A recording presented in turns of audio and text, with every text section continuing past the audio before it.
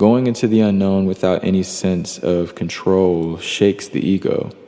It'll do whatever it can to keep me comfortable so that things will stay the same, even if that means self-sabotage. Hey, you got a text.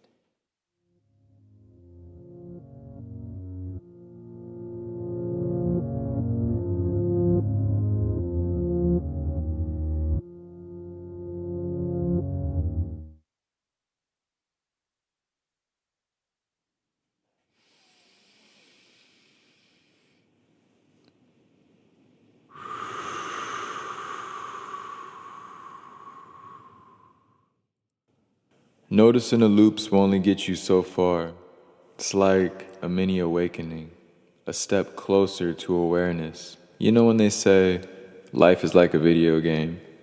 Well, I like to view challenging moments as the treasure chest that requires a key to unlock it. Located in the hard part of the game, on some cave of ordeals type of energy, and we're not even close to the 50th floor. Now, inside the chest contains a power-up that'll give me a new tool or ability for me to use so that I can progress in the game. And resistance is me trying to access this chest without the key. I gotta go find the key. I can't gain my power-up until I get this key. I've gotta make some adjustments, go explore some unfamiliar territory, do some new scary shit so that I can find this key. And once I get this key, I'll be blessed with a whole new power-up. And I can move on with my life with a brand new tool on me. Arsenal is stacked, one step closer to unlocking my inner peace. Noticing the loops will only get me so far. And the only way to break them is with a different approach.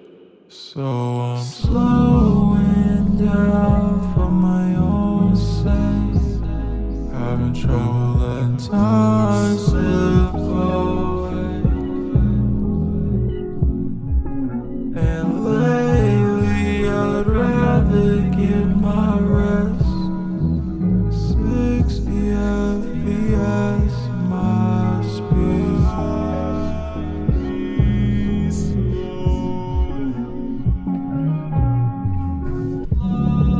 Life moves fast, and the older I get, the more valuable these small moments become. And if I allow my resistance to win, then I'm choosing not to live my life. It can be discouraging to try new things, but progress comes from consistency. And as I pour back into myself, I'm given a clear conscience on how to navigate through my chapters. Returning back to my body to be again. But even with my current level of awareness, my ego knows me best. And every so often, they get me to fall right back into my old patterns.